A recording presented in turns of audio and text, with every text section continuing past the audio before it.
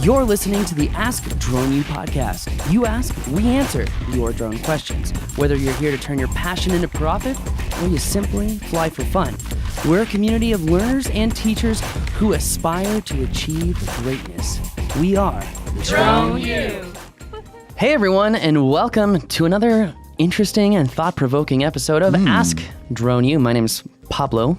And my name is Roberto, and I certainly hope it's thought-provoking. I think it will be, and I think it will help a lot of you guys out there. Thank you for listening. This is episode 649, and we're glad that you're with us. Definitely, and if you're not a member of the Drone U community and you haven't taken our classes, both are important. We highly recommend that you do so. If you're looking to get trained and you really want the competitive advantage, you want to fly better than everyone else, well, first of all, you've got to look inward. Are you a lifelong learner?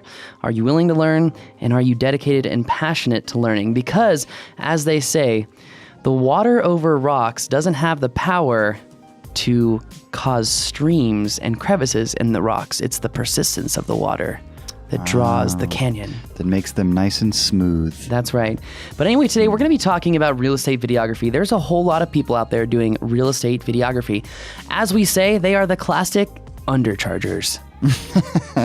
Yeah, it is definitely a great gateway into the drone industry, and we encourage that. I mean, it's frankly what that's going to do even for that segment of the drone industry is just make it that much better, and the more people that get into it, you're going to have to fly better, you're going to have to do better. And so, yeah, it's going to make everybody better. Definitely. I said better a lot. You sure did. So in this episode, we're going to talk about what you can do to better your videos. Stand aside from the crowd. Step 1, though, take Drone U classes. Step 2, well, you're already here. So let's get into the question. Hi, Paul.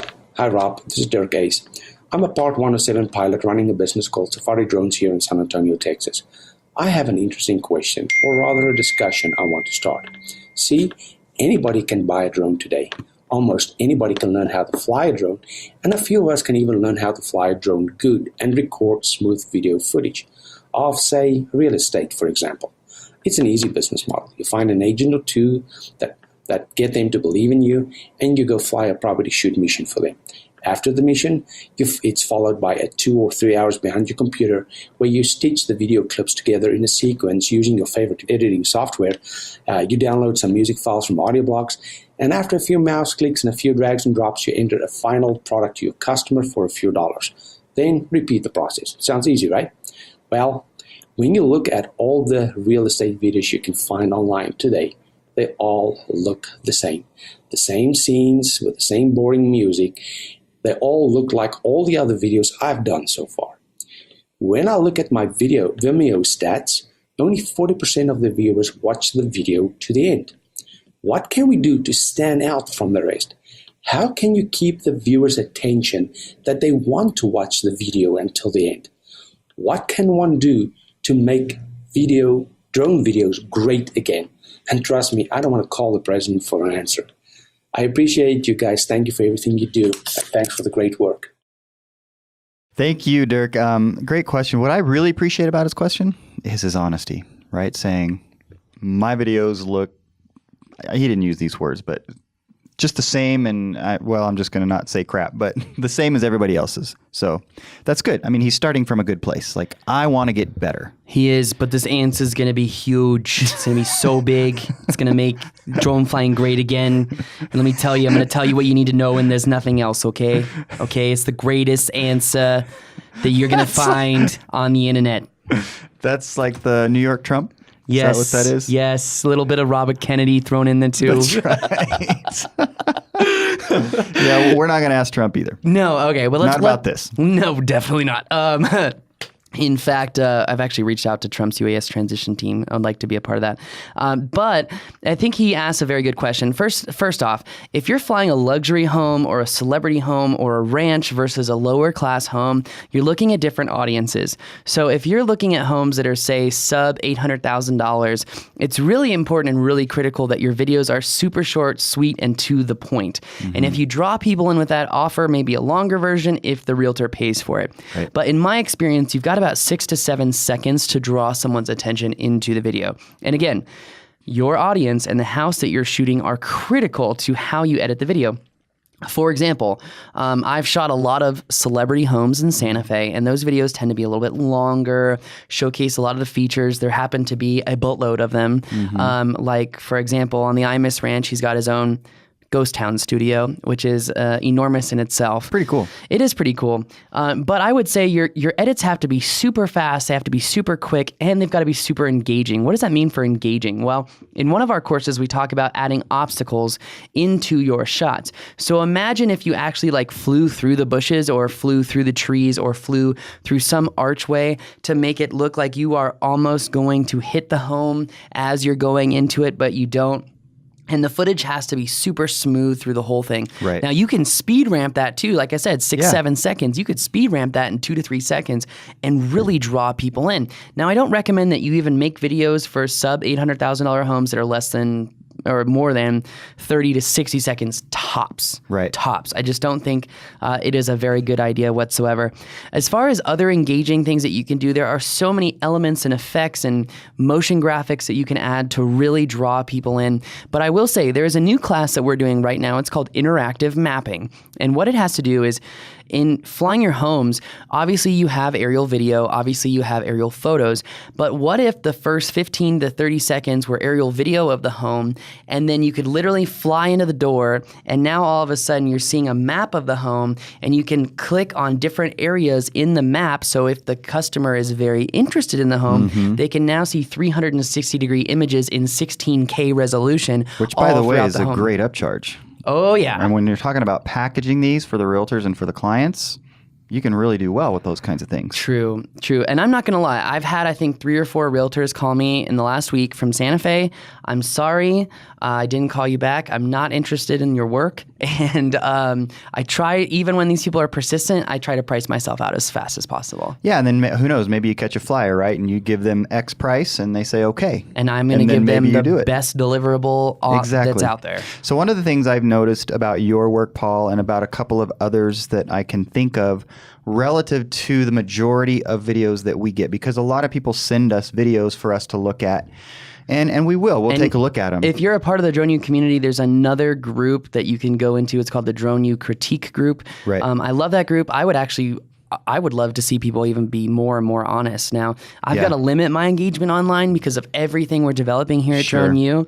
But I do want to get back into it because I think the more constructive criticism that we offer, the better. I think that's really important. Yeah, absolutely. But one of the things that I notice about yours and a couple of others is that, and you did allude to this, is that the transitions are quick. And I think that's one way to keep people engaged. And I'm talking about when I watch something, a lot of the videos that I've watched, the scenes, if you will, or the segments, they're too long. And they're slow. Boring. And they don't clip to the music. You could have a 4-strand beat or whatever, boom, boom, boom, boom, boom, boom, boom, boom. Yeah. And they're not cutting to the music. So you can have more energetic music, more energetic cuts. Another thing I was just thinking about is when I flew the Parade of Homes house about 2 months ago before the fly-in, one thing that I love doing is I love playing with the light. And some people don't really understand what that means to play with the light, but I love to throw on certain filters on my camera and sometimes take all the filters off and really get the flicker of the light between the trees as I'm flying around. Or I like to, turn my camera down and then de-elevate around the trees as I turn the camera back up and tilt back up as I'm yawing and rolling at the same time to really just capture the light come across my camera. And it's also coming across the subject, and it's really just drawing you in. In fact, I just learned that video that I did, the couple whose home it was, they played the video on the cruise ship that they went on to go celebrate, whatever, and it was a huge hit. Oh, that's funny.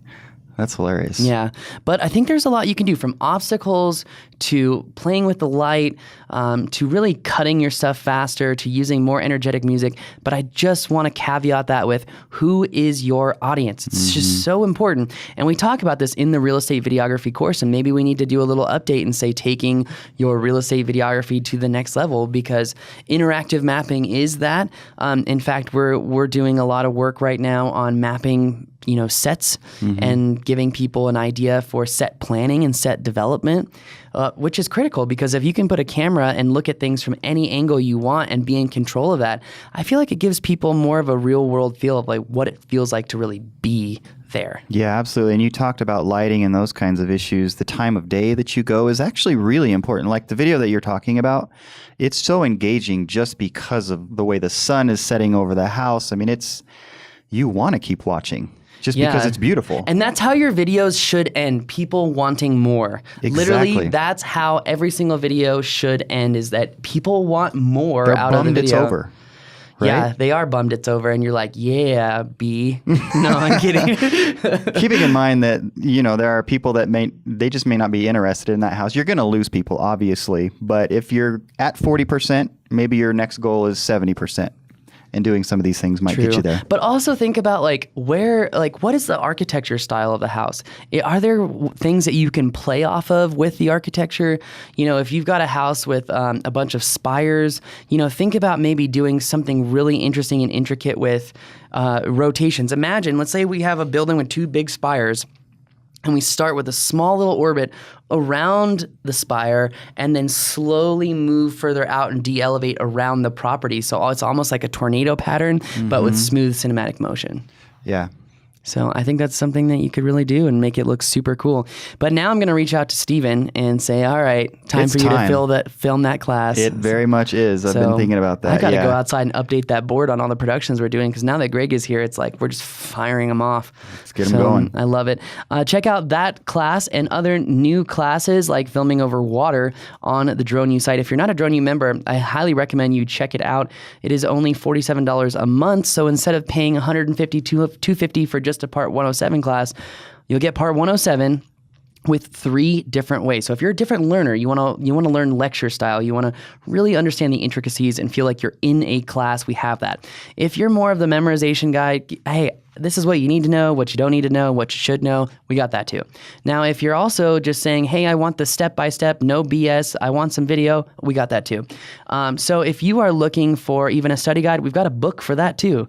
Now, here's the thing. Most schools end there. Where we start, they stop. So what about operating under Part 107? What happens if you get ramp checked by 107 and you don't have the proper information?